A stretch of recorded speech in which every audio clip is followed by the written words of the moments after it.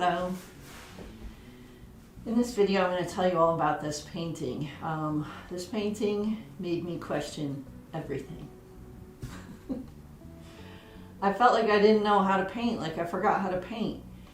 So you're going to see a lot of changes, a lot of layers in this painting. I really wanted to quit. I wanted to quit so many times. I wanted to paint it over and start over. So I don't know, why didn't I?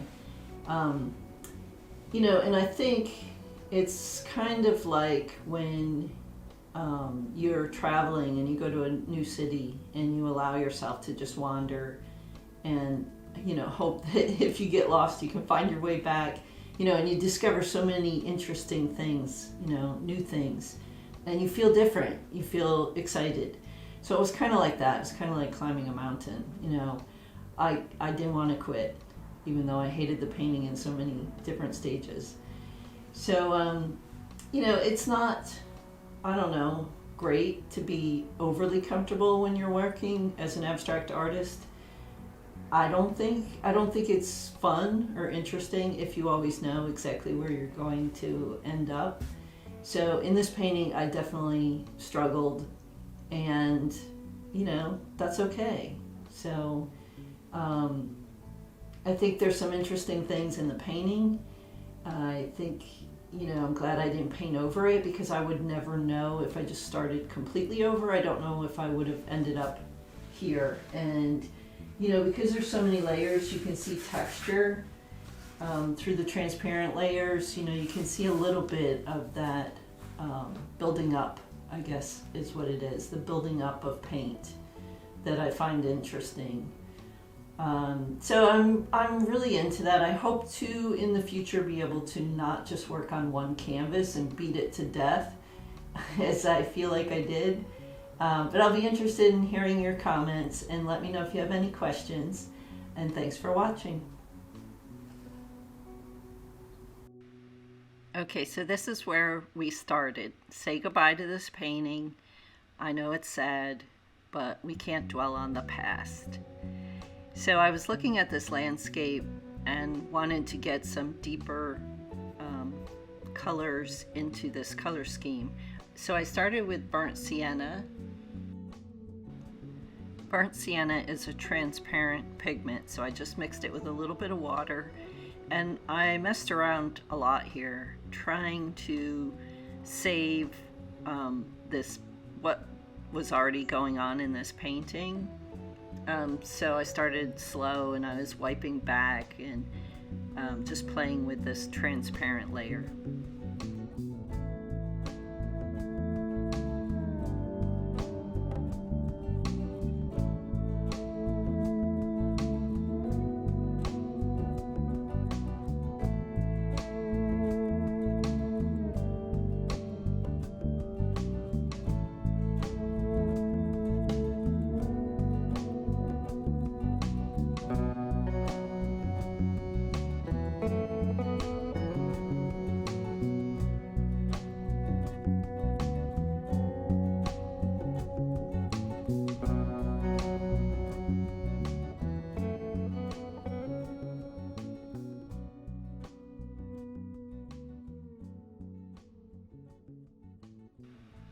Next, I mixed some white with the burnt sienna. So now I have a lighter value, and it's opaque. So I went ahead and started painting around some of these teardrop shapes.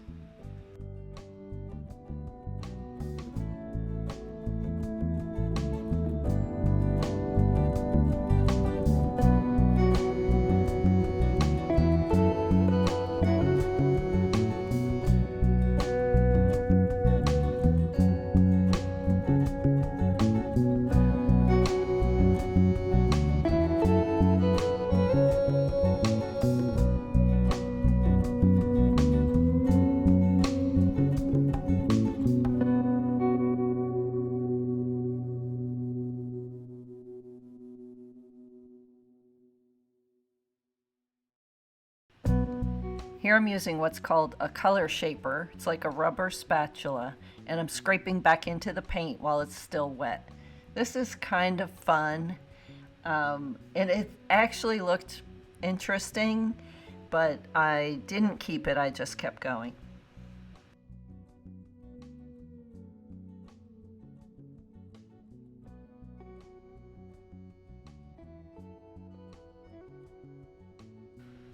I pulled out yet another tool. I'm putting paint on a brayer and using the brayer to create these marks. It looks like it skips because the brayer only had paint in one area. So once again, it's a different tool that makes a different mark, and then I'm just sort of responding to that mark.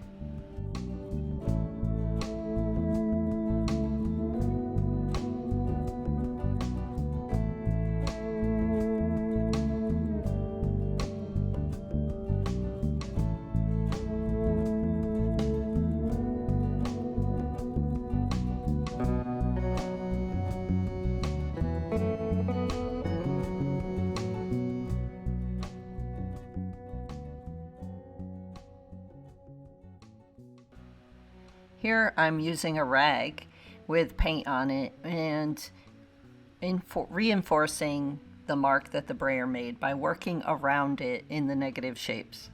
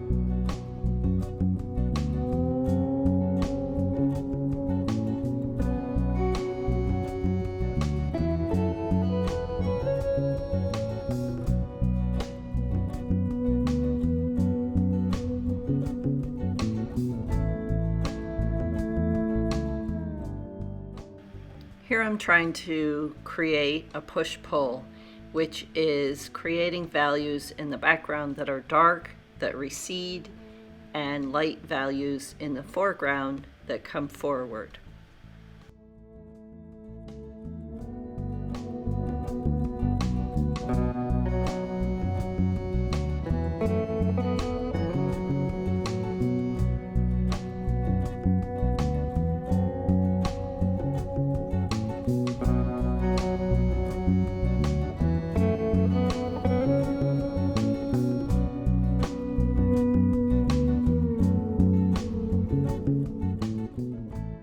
I painted some teardrop shapes in this maroon color, which I end up wiping out. And through this whole section here, I'm still just playing with push-pull and different values and transparent layers. But I can see here, like watching it back, I was really struggling. I didn't love this grid that I had created. But what I really don't like is when things just lay flat on top of another layer. I like them to be sort of integrated. So that's why I use the rag and I wipe things out. I really like to be able to like look through something into the painting versus things like just really sitting on top or looking like cutout shapes.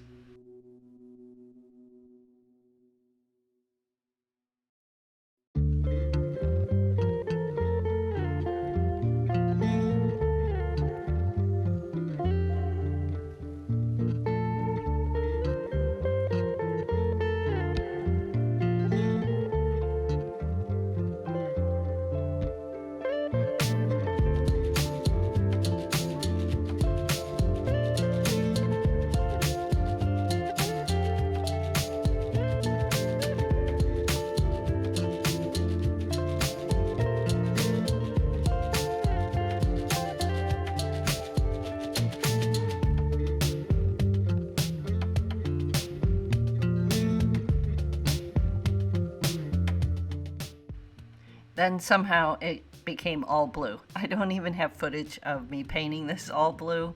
If you watch my videos, you've seen me do this many times.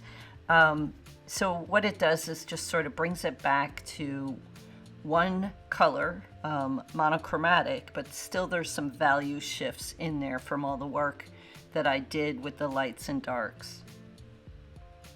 So then I mixed a lighter value of the blue, and I'm using a wide sponge brush to put paint on, and then I'm using my color shaper to draw into it and move the paint around.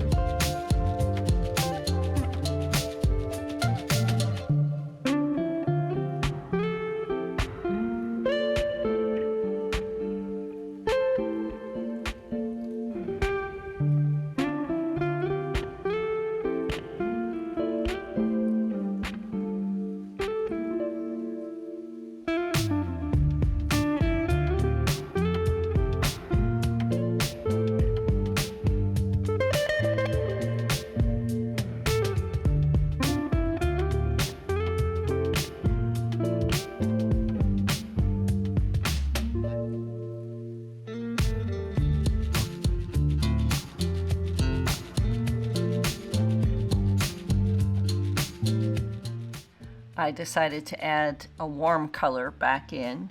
So I'm applying the paint and I'm scraping into it, and then I end up using the rag. So once again, I'm trying to integrate this color with the blue.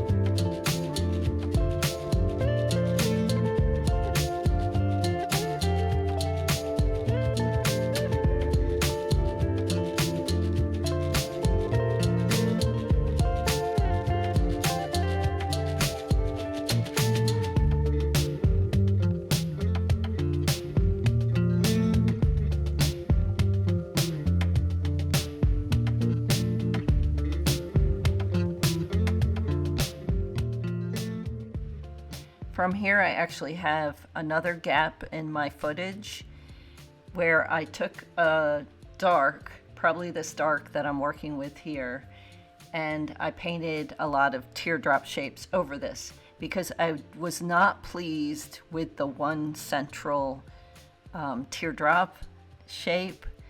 So I went back to this pattern of getting a lot of those shapes in there. Here I'm playing with the gold paint and letting it drip.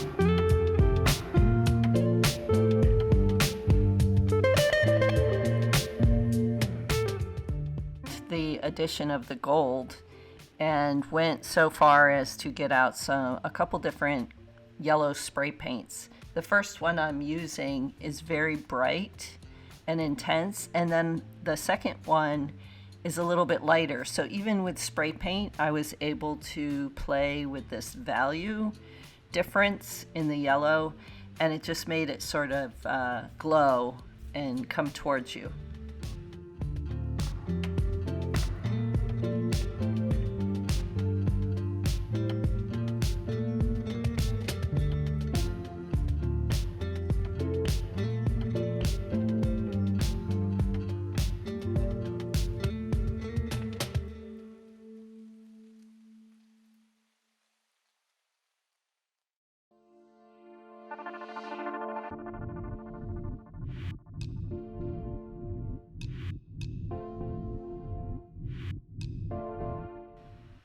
Okay, back to the easel, and I'm using very light blue and pulling some of those negative shapes out.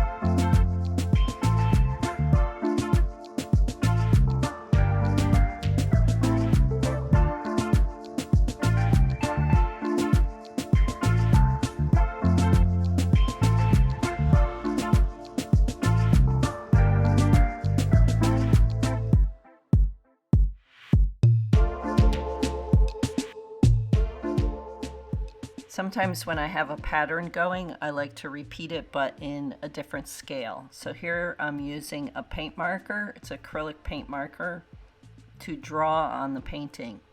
Eventually I end up painting over this, but it's a really great way to play with an idea with a linear quality versus a painted quality. I do this a lot in my abstract works on paper, which I have videos. I also have a Skillshare class about, but I don't do it as much on my actual paintings. And I think I would like to try it with different scale paint marker nibs. They come in different sizes. So this felt, maybe the mark was a little too small. But it really did something interesting by drawing you into the composition with a smaller detail.